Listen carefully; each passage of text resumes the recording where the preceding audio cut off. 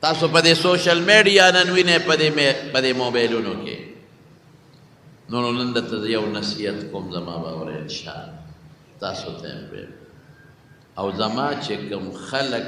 تاسو پښتانه ورته مینهوال وایئ او زما بیانونه اوري که پاکستان کې دي او که په بهر ملکونو کې دی، هغوی ته یې ویم په هغه باندې واورئ. او که کوم بار خلک دي او زما بیان اوري هغوی ته یې ویم. نن خلک په سوشل میډیا څونه کنځلې یو بل پسې کوي، خصوصا یو سیاسي خلک د بل لیډر پسې، بل سیاسي خلک د بل لیډر پسې کوي که نه کوي. قسم په خدای د ښځې او د لوڼو کنځلې یو بل ته کوي. دا ولې؟ دا ګناه نه ده؟ دا لیډر به ستا قبر کې څه کړي؟ دا لیډر به تا له د خدای په دربار کې سفارش کوي؟ دی به تا جنت ته بوځي؟ دی به قبر کې تا د خدای د عذاب نه بچ کی؟ قسم په خدای که دی بچ کی. دی تا زنکدن کې سخت نه بندولی شي او که د خدای قهر او غضب در باندې راغی قسم په خدای که دی دا بچ کی. نا ولې په کم طرف خلک لا دا سیاست او دا لیډر دا پیغمبر خو نه دی چې د په سر ته جګړې کوي. دا څه کوئ؟ نن لوی جرم سره روان دی. دا ته یې ویم د انسان دا شکل الله وی لقد خلقنا الانسان فی احسن تقویم، ما دا انسان په بهترین شکل صورت هیئت قد و قامت پیدا کړی. دا صفتونه په حیوان کې نشته، په څلور بولي ګرځي: عقل، فکر، سوچ او شکل صورت قد و قامت انسان له الله ښکلی ورکړی دی، خشته. او نن د هغې انسان قد و قامت پورې خلک خنداګانې ټوکې کوي. په دې سوشل میډیا سپی یې ته جوړ کړي، سپی لاندې سپی وي شکل یې وله د بلې ښودي، خر یې ته جوړ کړي لاندې خر او شکل یې وله د انسان ایښودي، لاندې د ډمې شکل بره د انسان شکل، لاندې د ډم شکل بره د مولا صاحب د پټکي شکل. الله اکبر. د پیغمبر پټکی ډېر سپک شو، شکل د سپي او د پاسه پې د مولا شکل یې ښودي او مولا په سر پټکی هم دی. ای بدبخته د پیغمبر پټکی د سپي ته ور په سر کړ. سوچ دې کړ؟ شکل د خر او وجود د خر او مخ او مرینه پورته د انسان شکل، پټکی والا انسان، ګیرې والا انسان. سوچ دی او نه که چې د پیغمبر ګیره دی سپي پورې وتړله، د پیغمبر مبارک پټکی دی سپي ته او خر ته ور په سر کړه، لاندې د ډم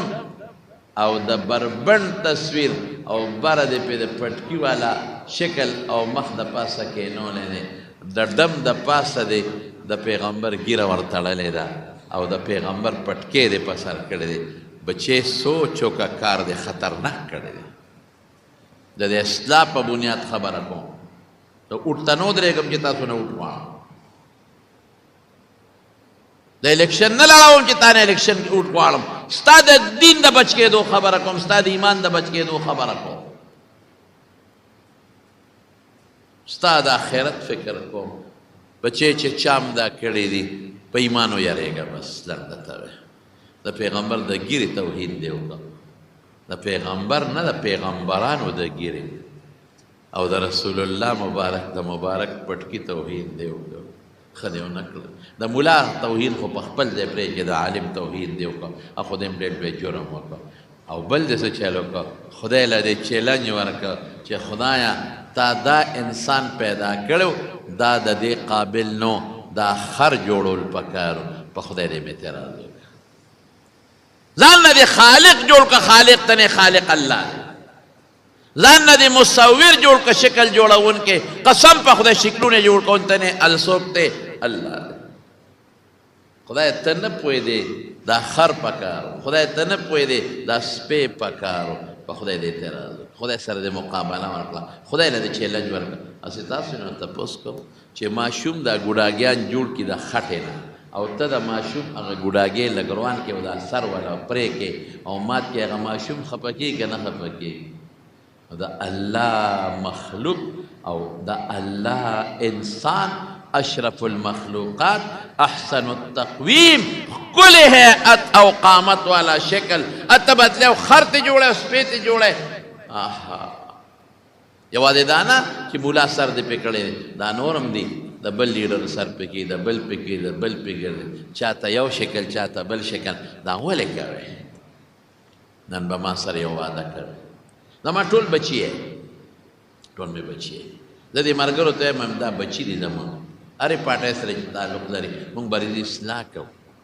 موږ به دې جوړښت کوو دا زمونږ بچي دي موږ به یې ځان ته رانږدې کوو موږ به یې ښکلو موږ به سره مینه کوو موږ به محبت کوو ناپوهه دي ناپوهه خو به ته په هغه باندې فتوې به نه لګې ناپوهه خو به ته ځان ته رانږدې کوې پوهې به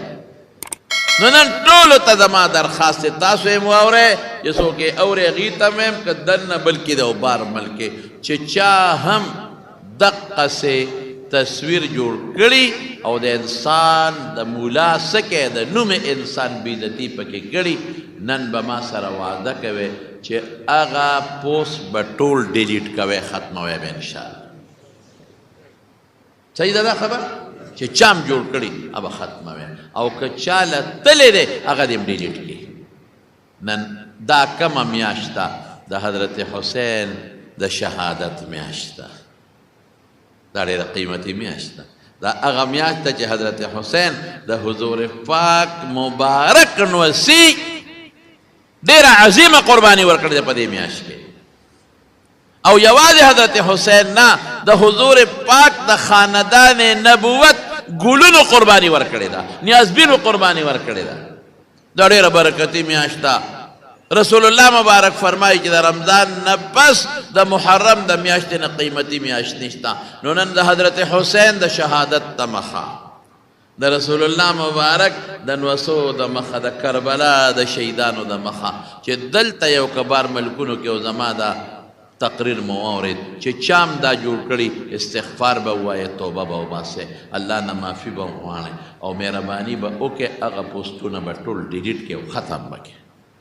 که چا جوړ کړی دی او چا لتلی دی یکدم یې ختم کړئ چې الله ته موږ وښایو چې خدای غلطي شوې د انسان نه غلطي کېږي معافي غواړو بیا به داسې نه یو دویم به راسره یو وعده کوئ تاسو مو تاسو خو ویني خدا خو نورو کړي که چا په موبایل د چا مشر ته یا چا ته کنزل کړي که د ښځې کړي او که د لورې کړي هغه سړی پې پید به نن ختموئ بس ختم دا به ختمه او که خیر شي ښکلې مثبت ژوند به تېره او ښایسته ژوند به تېره نو د دې صحابو د برکت نه را دین مونږ ته راورسېد زمونږ د دې نوجوان طبقې د لاسه نن تبې ته روان دی بچې اصلاح وکړئ د ځان دین ته متوجه شئ قرآن ته متوجه شئ د علماو بیانونه اورئ دنیا ختمه ده تېره ده خدای قهر او غضب در باندې رانشي او چې دا نن تا نن کوم شکل پورې خنده وکړه نو په قبر کې دا شکل بدل نشي کولی